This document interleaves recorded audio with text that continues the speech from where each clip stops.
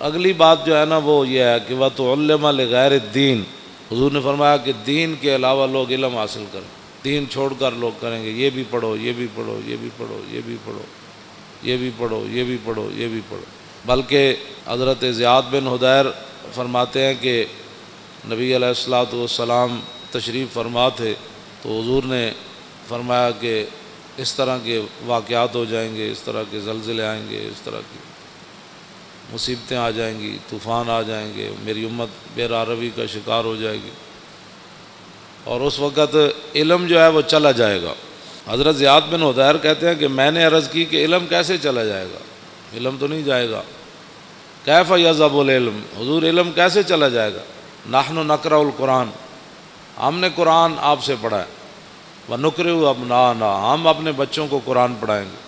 وَيُقْرِئُ أَبْنَاؤُنَا أَبْنَاءَهُمْ إِلَىٰ يَوْمِ الْقِيَامَةِ، فرمایا قیامت تک ہمارے بچے، پھر ان کے بچے، پھر ان کے بچے، پھر قیامت تک وہ قرآن پڑھاتے رہیں گے، علم کیسے چلا جائے؟ صرف قرآن کا ذکر فرمایا صحابی نے، فرمایا ہم اپنے بچوں کو قرآن پڑھائیں گے۔ علم معنی ہی قرآن کا ہے۔ ہاں، جس بندے کو قرآن نہیں آتا اس سے بڑا جاہل کون ہے کائنات میں؟ جس بندے کو دیکھ کر بھی جو ہے وہ 1 گھنٹہ سپارہ لگاتا ہے پڑھنے کے لیے، تو اس بندے کو کیا پتہ ہے کہ وہ سورہ بقرہ کا کیا معنی ہے؟ مجھ سے ایک بوڑھی عورت نے پوچھا مسئلہ، اس نے کہا کہ عورتوں کے جو خاص ایام ہیں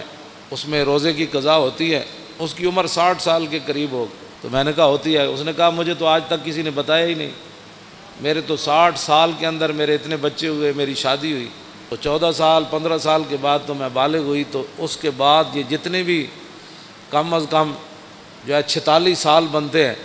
46 سال کے اندر میں نے تو ایک بار بھی رمضان کے روزوں کی قضا نہیں کی۔ تو میں نے کہا، اس مائی کو کہا کہ مائی یہ نمازوں کی عورتوں کے خاص ایام جب آ جائیں ان کے تو نمازوں کی قضا تو نہیں ہے، اللہ رسول نے ان کو معاف کر دیا جتنے ان کے ایام ہیں کہ مہینے میں 10 دن، آخری حد 10 دن ہے، 8 دن اس کے مخصوص ایام ہوں، 5 دن ہوں، کم از کم 3 ہیں، زیادہ سے زیادہ 10 ہیں جو شریعت نے رکھے، لیکن اس کے اندر وہ جتنی نمازیں اس کی 10 50 اب 50 نمازیں اس دیا رہ گئی ہیں 10 دن، تو پھر تو ساری زندگی قضامت ہی لگی رہے گی۔ اس لیے اللہ رسول نے یہ بوجھ عورتوں سے ہٹا دیا۔ میں نے کہا روزے آتے ہیں صرف سال میں 1 بار، اور وہ زیادہ سے زیادہ 10 قضا ہوں گے، کم از کم 3 ہوں گے، ان کی قضا تو شریعت میں ہے۔ اس نے کہا میں نے تو نہیں کیے، تو میں نے کہا اب آپ نے نہیں کیے تو یہ تو آپ کا اپنا قصور ہے، آپ کریں۔ میں نے کہا اب کیسے کروں، 46 سال کے روزوں کی قضا کیسے کروں گی؟ یہ صورتحال ہے مسلمان، یہ پاکستان کی بات ہے۔ ظاہر ہے ہر بندہ تو مفتی ہے، تو جب شریعت کا مسئلہ بتایا ہی کسی نے نہیں عورتوں کو۔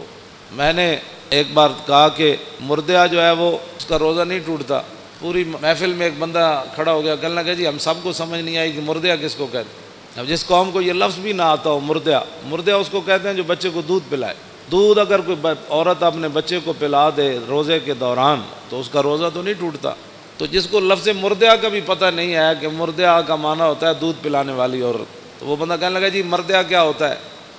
تو یہ میں 1-2 مثالیں، ویسے ہی میں تو اپنا جو پڑھا ہے وہ بیان تو میں ہر جگہ کرتا رہتا ہوں،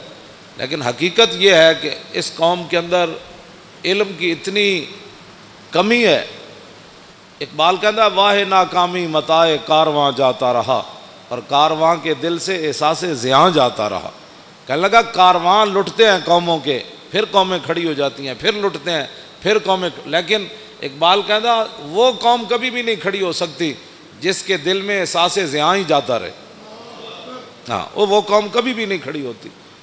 جس قوم کے دل سے احساس زیاں جاتا رہا، کہ الحمدو سے لے کر والناس تک جس قوم کو یہ بھی نہ پتا کہ الحمدو سے لے کر والناس تک اللہ نے اپنے حبیب کی عزت کی کتنی آیتیں نازل کی ہیں، گستاخ رسول کی سزا کس کس کو قرآن کی آیت میں موجود ہے،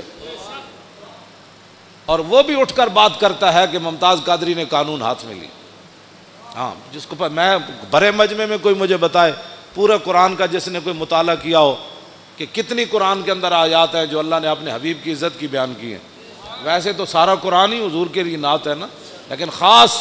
کہ جو میرے حبیب کو دکھ دے اس کے لیے یہ سزا ہے، جو میرے نبی کی محفل سے اٹھ جائے اس کے لیے یہ سزا ہے، جو میرے نبی کے گھر کھانا پک رہا ہو تو اس کے تم نے دیکھا کیوں ہے میرے نبی کے گھر،